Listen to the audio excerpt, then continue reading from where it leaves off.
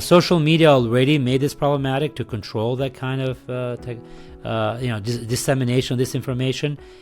But with AI, that's like on steroids, right? Yeah. It's an exponential growth in this kind of misinformation, disinformation kind of tactics, and I worry that that's going to be a serious problem.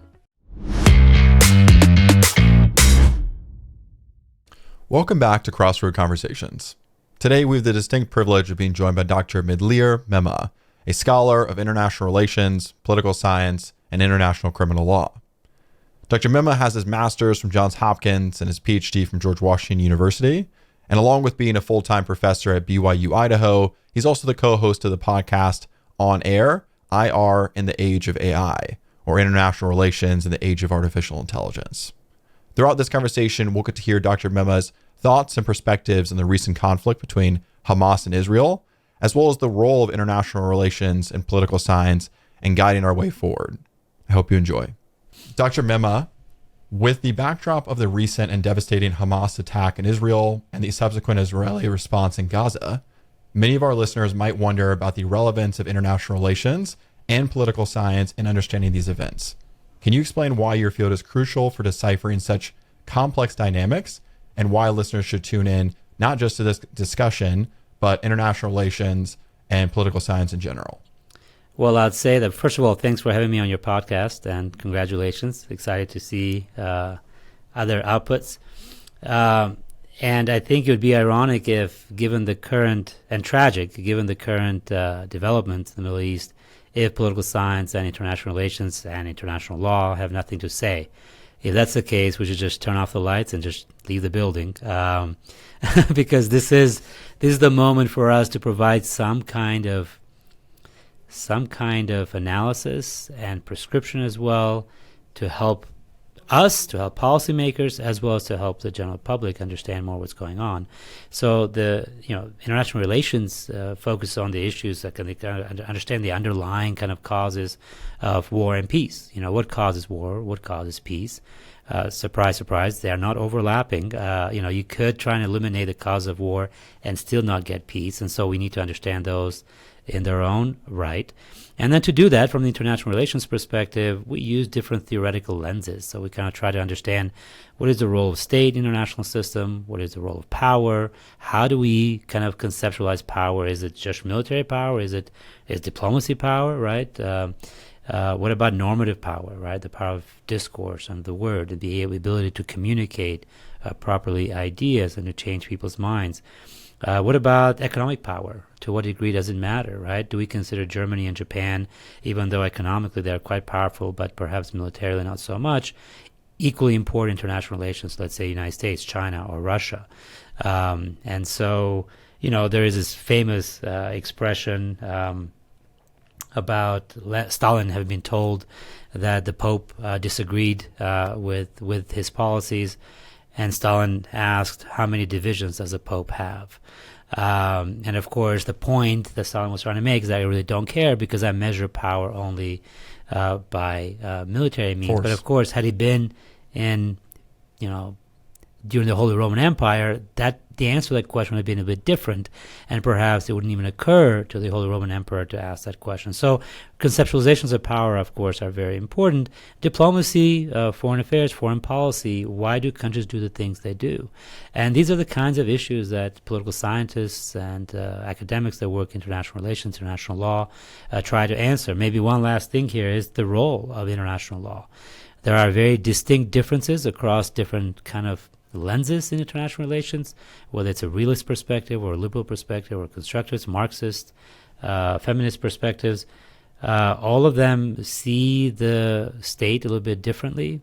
Some of them see as captured by other interests, and others as reflecting certain normative preferences, and others just as having their own set of interests, like survival or security. So from that perspective, international relations has a lot to say. Now the question is, do we agree with each other? No, we don't. But that's a good thing. I think we can get different prescriptions and different ideas, different points of view, and then policymakers will have to make do. Love that. Phenomenal answer to get us kicked off, so I appreciate that. Jumping off to the next one, in your extensive research and teachings, you've explored the responsibility to protect And is that shortened to R2P? All right. Yeah. This is the discipline's attempt to be cool. And so we abbreviate terms. Sometimes you put an R2P or sometimes a number 2 in between the R and the P. It's just being hip, it's one of those things. It did very much remind me of my world in technology. I see that the sort of abbreviations very frequently. So in the context of escalating conflicts like the ones between Hamas and Israel, how do principles such as R2P guide or inform international responses? Yeah. Well, I think or to provide an answer to this, we understand what R2P is, all right? It's abbreviated for responsibility to protect. And to do that, to properly contextualize it, we have to go back to the Treaty of Westphalia, 1648. And how much time do we have? But the bottom line of 1648 Treaty of Westphalia is that, the prince determined the religion of his people, right? And that there was this principle of non-intervention. That is, other countries could not intervene in the domestic affairs of other countries. And so countries, in principle, were fully sovereign. I say in principle because we know in reality, right, for the last 500 years, that's not been the case, which is why one prominent political scientist, Stephen Krasner, has called sovereignty organized hypocrisy. And that is that it's a wink-wink kind of principle where we acknowledge, we accept that countries are sovereign until we decide they're no longer sovereign. That's basically what Russia does with Ukraine. That's what the United States has done in the past with regards to Iraq or other countries or Libya, right? There's this concept of sovereignty. But sovereignty historically has been, at least, again, in an abstract sense, interpreted as a right of the sovereign, and for the most part that was the government, right, the ruler, to manage and to have exclusive monopoly over the legitimate use of violence, right? There's a lot of violence that happens in the country, but only the state can use that legitimately. If you and I become violent, we get thrown in jail or worse, right? And so that has been the understanding of sovereignty for a long time. With the wars in Yugoslavia and Rwanda and other kind of like genocidal and ethnic cleansing kind of undertaken by the governments, there was a shift in our understanding of sovereignty, not just as a right to rule, right, and to have sovereignty within your own territory over your population and without the influence of your neighbors, but now shifting from a right to rule to a responsibility to protect. And so in the 90s, you had different kind of expressions of this idea with different variations of it, but the essence of it, which was expressed in 2005 in the World Summit outcome, was this idea that states not only have rights, but they also have responsibilities, whereby they must protect their own vulnerable populations. And the determination was made that if countries are not able or willing to protect their own civilian populations, then the international community has the right through a variety of means, and only with the determination of the UN Security Council, okay, so this is where the catch is, so we go back to kind of like old versions of sovereignty at that point, can determine to intervene within the internal affairs of a country, right? But with all means, including war. Or military means. So, nowadays we see R2P mostly as like, all right, why don't we intervene? Let's go and occupy. It's like, why doesn't the UN Security Council do something about it? Well, that was only one part of it. That was the last part of it. The idea is to try every other means before you get there. Yeah, of course. So the clearest expression of this responsibility to protect, the first actually on the ground of this, happened actually in Libya, where the UN Security Council actually approved an international intervention at the insistence of the United States. And they did, but they limited the intervention of the United States in Libya and, of course, the allied forces, France, UK, and others. Of course, many argue that that mandate was misinterpreted and wrongly expanded by the United States and others, by the French in particular, who blew up the Gaddafi convoy and ended up with Gaddafi being killed. That was never the intention of the resolution, but that's how it was interpreted. Following that, the UN Security Council, Russia, China have been very leery, very cautious not to invoke R2P again. Of course, the most obvious one would have been in Syria, and the Russians said, yeah, we're not going to try that again because we tried it in Libya. you misuse that, you abuse that, that's their interpretation, and we are not going to give you that leash again. We're not going to give you that mandate again. And so in Libya, in Syria, which would be the most obvious case, it was not used. Now, in the case of Hamas and Israel, it is not clear that this applies here. And the reason for that is because, of course, there's no indication that Israel is mistreating its people. Talking about the Israelis, right, within the international recognized borders of Israel. Yep. And also Hamas is not a state actor, right? It's a quasi-government, but it's really a non-state actor. And so there are different kind of rules that govern the obligations of Hamas within the Gaza Strip. So that's a long answer, but perhaps provide some contextualization for responsible protect, which is a very important norm in international system. But in this particular case, perhaps not as applicable. But it could apply later on in other circumstances, in the case of Libya or Lebanon, or Syria and others. So it's important to understand that. Yeah, and I think even if it is not appropriate for this situation, it's a nice thing to potentially introduce to the audiences or the listeners of an important concept. Yeah, and there is one more reason, and that is to understand the animus that underpins, the values that underpin responsibility to protect, which is the importance of human life, the importance of international accountability, and the importance of international law. And that is that the international community cannot just stand still and do nothing when atrocities are taking place. So that's the underpinning value underneath the RtoP. And if that's the case, okay, RtoP itself and this particular mechanism we have set up does not necessarily apply in the Israeli-Hamas kind of conflict. The values that underpin that, right, the engagement, the need for engagement by the international community certainly do.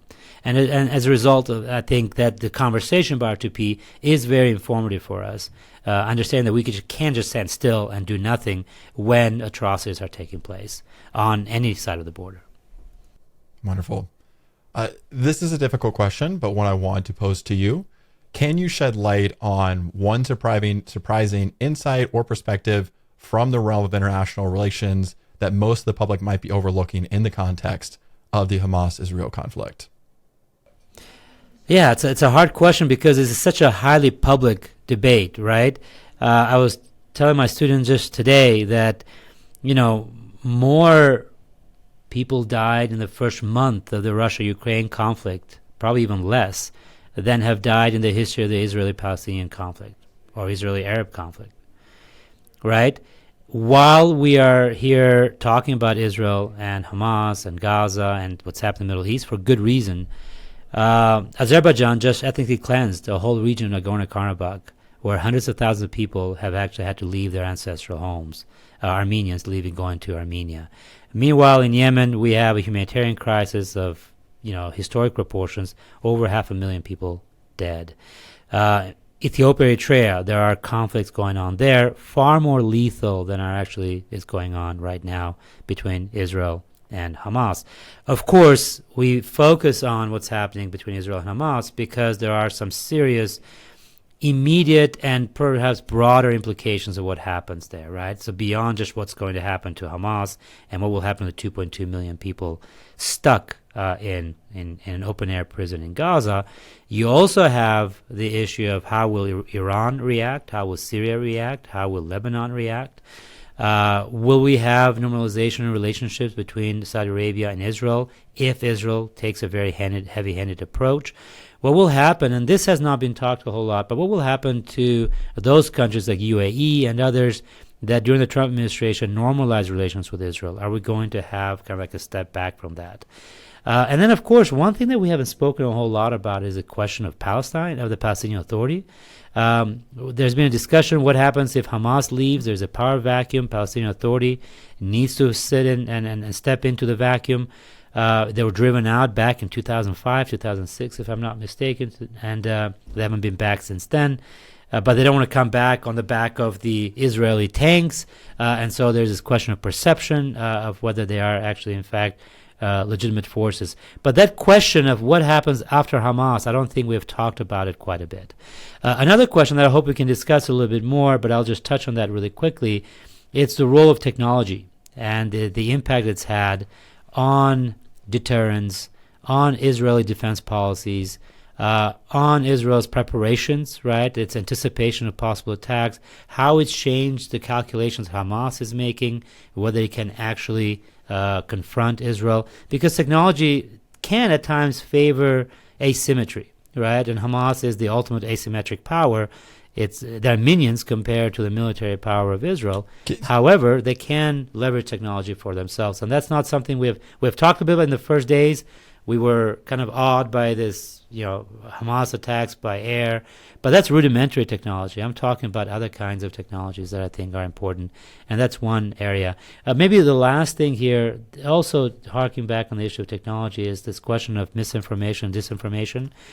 I don't think we're prepared for the avalanche of fake videos, of fake photos, fake audio. Obviously, some of them are easy to catch. Like there was one video that circulated in the early days with Hamas fighters taking down Israeli helicopters. It turned out it was like a clip from a video game. Okay, those are easy, right? Because gamers would be like, wait a second, I played that. I played that particular episode. Yeah. I know that scene. I've seen it. I can call it out. But there's been, even the Israeli government perpetuated this. CNN did early on, and even President Biden seemed to have hinted at that children in Israel were decapitated by Hamas, like little children. It turned out that was not necessarily the case, but things of that nature. On the other side, the accusations that the United States is blowing up, Israel is blowing up convoys of refugees, which is not clear that is actually what's happening, or they're dropping phosphorus, bombs on civilians. Again, that's an outright lie. So there are things like that, and I'm not quite sure we're ready. Social media already made this problematic to control that kind of, dissemination of this information. But with AI, that's like on steroids, right? Yeah. It's an exponential growth in this kind of misinformation, disinformation kind of tactics, and I worry that that's going to be a serious problem. I do too. My entire background is in technology, and I completely agree with you. The exponential curve, I think, is steeper than most people realize, and I right. Like how different deepfakes look today than they did 2 years ago. I don't know what it's going to look like in 3 years, but it's going to be, I imagine, much, much more convincing. Well, I think it is Adobe that just rolled out Luma. It may not be Adobe, but I think it is. We're basically just put a little square around a particular area in the image, and you can replace it with anything you want. Oh, yeah. You can edit videos where there are people behind you. You can eliminate them, or you can add people there. Yep. And you can create a 3D, and you can populate with anything you want. So all of these kinds of technologies are wonderful for us. People that are creative, people that want to make this world a bit better. But they're also a very dangerous tool of misinformation, disinformation. We don't have time here to talk about this because it's not related to Hamas and Israel, but the issue of digital authoritarianism is a big, big issue. This is the use and instrumentalization of social media by authoritarian regimes, and of course the AI and other types of technologies only amplifying that power. I mean, we all thought in 2011 social media was used for democratic means, for protests across the Middle East. Well, within a year or two, we started seeing Middle Eastern governments. Mark Owen Jones has written a wonderful book on this, digital authoritarianism in the Middle East, and he documents the rise of digital authoritarianism within the Middle East and how this Middle Eastern governments, authoritarian governments, creating all kinds of social media profiles and everything else, and leveraging the power of social media and of artificial intelligence to entrench the power even more so. We've seen China do that. We've seen Israel, by the way, with NSO, with Pegasus software, spying on human rights activists in Palestinian territories.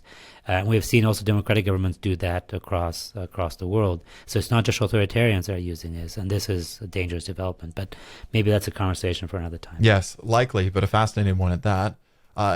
Maybe I'll ask you a two-part question that we can sort of round up the conversation that will hopefully leave us on a kinder note or a more optimistic note. So the first one is, I'm curious, you mentioned a few minutes ago, technology favors asymmetry. I'm curious if you could just elaborate on that point, because I think that's interesting. And then secondly, the ending question of how do you foresee AI playing a role in conflict prevention, especially in volatile situations that we're talking about in the Middle East? Well, what I meant by favoring asymmetry is obviously, especially AI and this kind of like technology we're talking about now.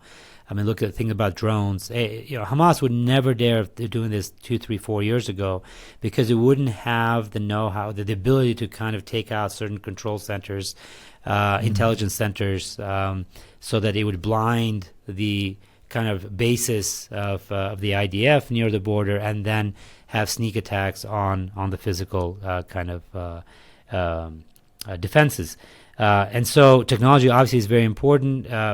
Weaker powers can leverage this kind of technology, both, again, in terms of winning the hearts and minds with regards to social media, but also in terms of trying to level the playing field, right, between Hamas and Israel. So again, the use of drones, if you have fewer people, right, and you don't have the heavy equipment, you are able to use technology to your advantage.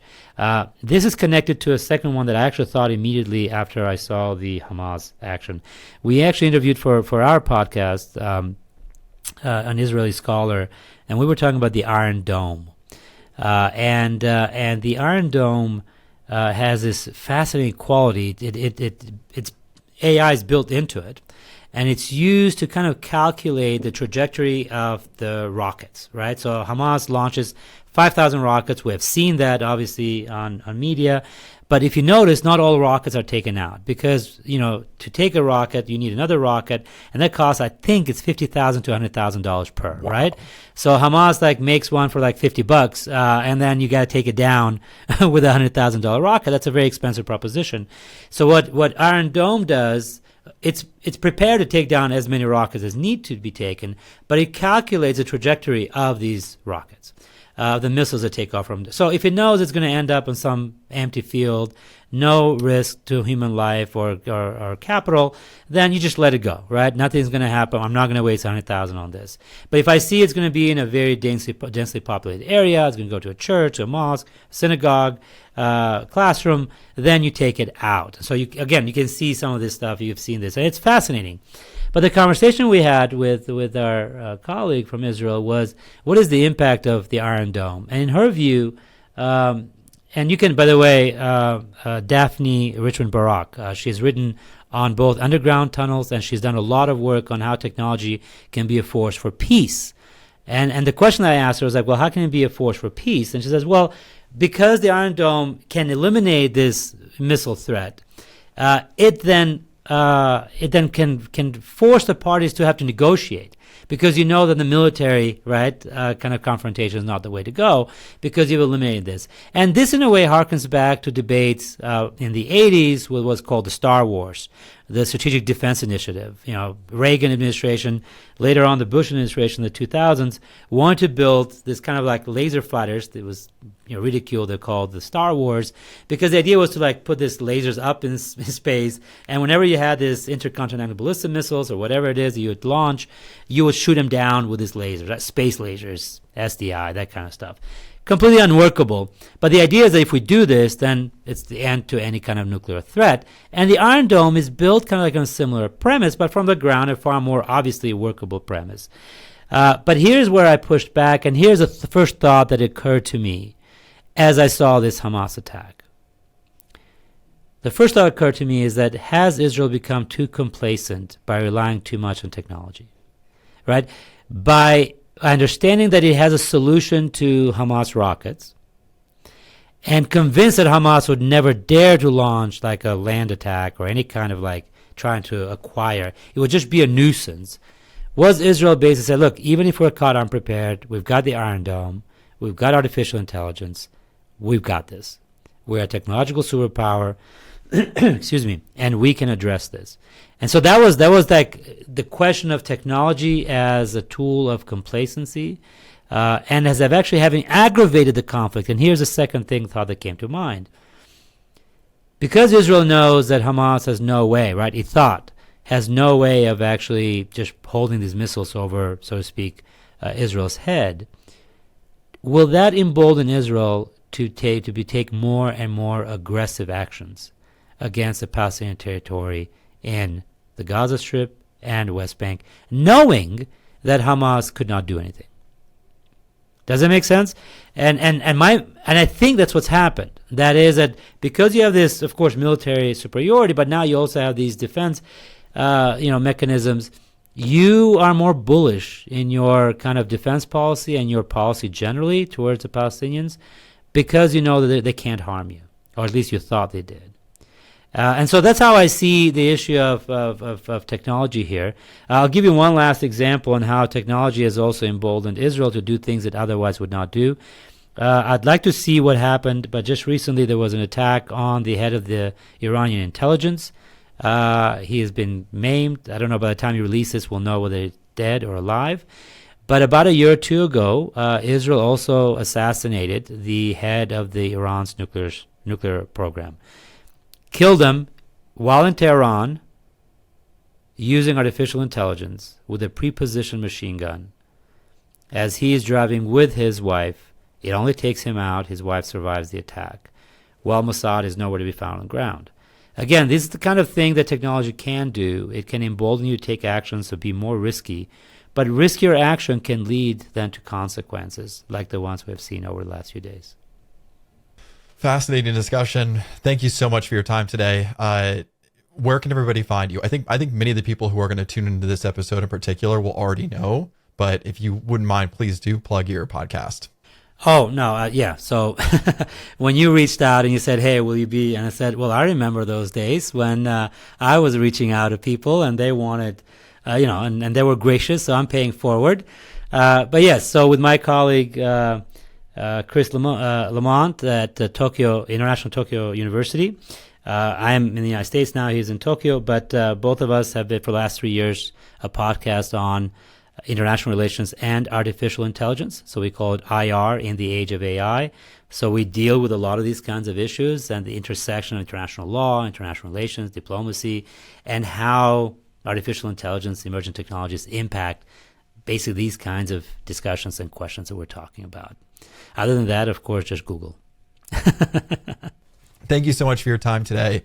And I will be in touch shortly. Yep. Thank you. Okay. Thank you so much. Thank you so much for listening to this episode of Crossroad Conversations with Dr. Medlir Mema. If you have any questions for Dr. Mema, please comment them below or let me know, and we'll be happy to share them with him, as well as please follow his podcast On Air, IR in the Age of AI, to hear more from him. Hope you enjoyed this conversation, and if you did, please share it with others, and let me know what questions you all have for future episodes as we bring on more scholars. Thank you so much.